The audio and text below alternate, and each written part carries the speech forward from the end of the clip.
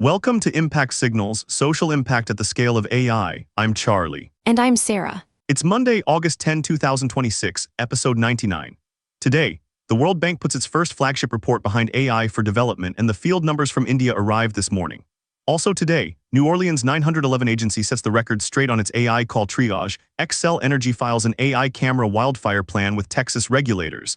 China's flood superbrain spreads beyond Shaanxi. And Kenya starts issuing forecasts in Braille and sign language. We start with the World Bank, which released World Development Report 2026, The Promise of Artificial Intelligence, on August 4, its first comprehensive assessment of what AI means for developing economies. What makes this significant is the institutional weight.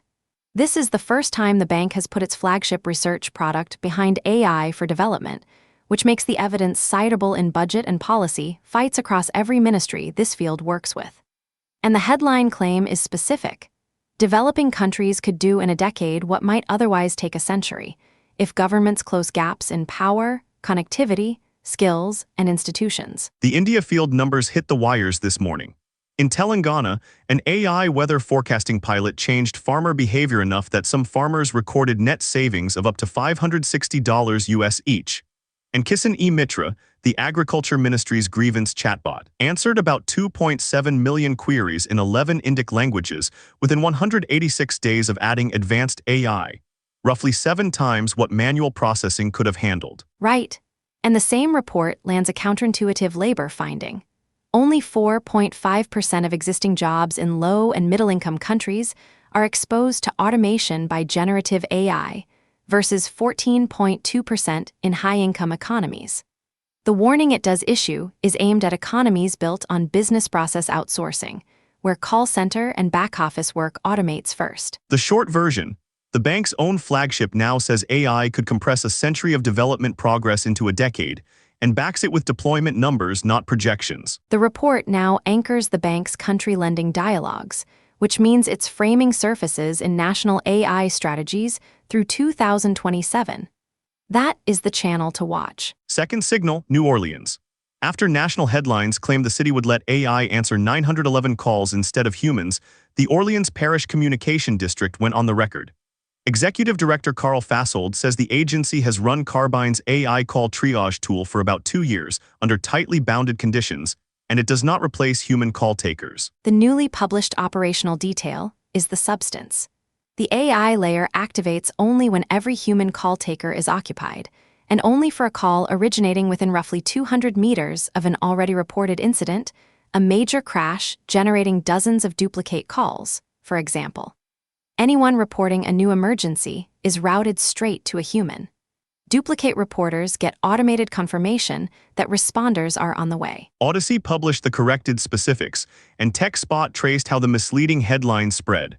That is a materially different system from the one the viral coverage described. Newsweek reports other U.S. cities are weighing similar triage layers, so the New Orleans template, overload-only activation, a proximity trigger, human-first routing for anything new, is now public, citable, and likely to spread. Moving to Texas, Southwestern Public Service Company, Xcel Energy's Texas subsidiary, filed a wildfire mitigation plan for the South Plains and Panhandle with the Public Utility Commission of Texas on August 5. This is the utility whose equipment was implicated in the 2024 Smokehouse Creek fire, the largest wildfire in Texas history. What makes this significant is the venue. AI wildfire cameras have mostly spread through voluntary utility programs. A regulatory filing puts a specific AI detection architecture into a binding public process, where its performance can be examined, priced, and enforced. The plan's spine is AI-driven situational awareness. Detection cameras to identify and verify fire starts near power lines, whether stations tracking fire conditions in real time, plus drones and field sensors, paired with operational mitigations like adjusted power line settings during high-risk weather. Xcel already runs Pano AI cameras in Minnesota, Colorado, Texas, and New Mexico. Utility-caused ignition is one of the deadliest and most litigated wildfire pathways in the United States, and this docket creates the first Texas paper trail for what detection coverage a high-risk grid operator commits to.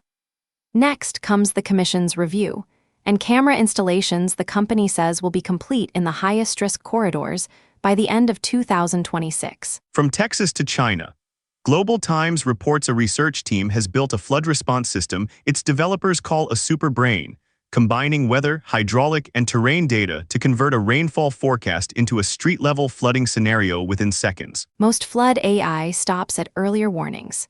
This one outputs an operational playbook, when and where waterlogging will occur, which roads become impassable, which neighborhoods to move first, fast enough to act on a same-day warning. It even runs virtual reality evacuation drills against the simulated flood. The underlying model, called GAST, simulates rapidly changing flows across complex terrain with errors below 15% on key hydrodynamic factors. And it has a track record. During a 2022 rainstorm warning in Kinhin New City in Shaanxi, it shifted authorities from routine patrols to targeted monitoring of predicted flood points. After a national flood risk mapping symposium in June, water resources, emergency management, and urban development authorities in multiple provinces are applying it. In a summer when China's Meteorological Administration is warning of El Niño-driven extreme rainfall and above-normal typhoon activity in August. The timing matters. And in Kenya, the Kenya Meteorological Services Authority launched a national push this morning to convert weather forecasts into early action. Working with the National Disaster Operations Center, the Kenya Red Cross Society, and the United Kingdom's Met Office. What they are operationalizing is impact-based forecasting. Systems that link a weather prediction to vulnerability data and output the practical preventative step, not just the rainfall number. As the authorities' Hannah Kamani framed it, action first means moving away from telling people what the weather will be toward explaining what the weather will do. The timing is deliberate. Forecasts point to above normal, El Niño-driven rainfall in the October to December short rains, and county governments are being pushed to stand up anticipatory action plans against the worst-case scenario before it starts. The inclusion engineering stands out. Kenya is now producing forecasts in Braille and with sign language interpretation, an explicit answer to warnings that never reached blind and deaf residents. Signed and Braille forecasts from a national weather service remain rare globally. That is a concrete accessibility precedent. On the disaster watch, the International Alert System GDAX holds Typhoon Dolphin 26 at Orange in the Northwest Pacific, maximum winds of 269 kilometers per hour, with an estimated 14 million people affected by Category 1 or stronger winds across the Marshall Islands, Japan, and China. Also at Orange, the multi-country East Africa drought across the Democratic Republic of Congo, Kenya, Tanzania, and Uganda, plus forest fires in Spain and Canada. And the U.S. Geological Survey logged a magnitude 6.3 earthquake southwest of Sarangani in the Philippines on August 5. Two of those connect directly to today's stories.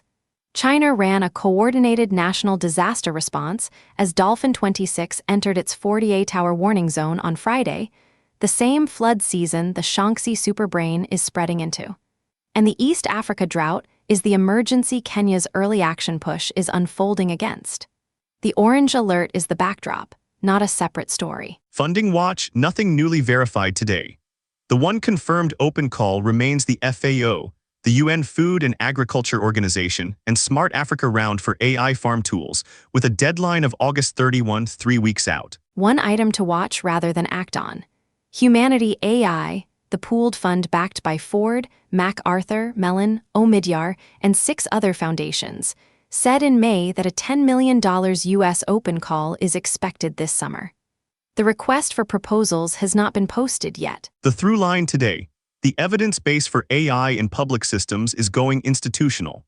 The World Bank's Flagship carries verified field returns, a 911 agency's activation rules are on the record, and a wildfire detection architecture sits in a regulatory docket. For practitioners, the change is citability. A per farmer saving, a proximity trigger, an error bound. Once those are on the public record, they stop being vendor claims and become numbers a ministry, a commission, or a county can hold someone to. That's Impact Signals for Monday, August 10, 2026. If this briefing is useful, subscribe wherever you get your podcasts. Check us out at impactsignals.ai and share it with someone working in the field. Stay ready.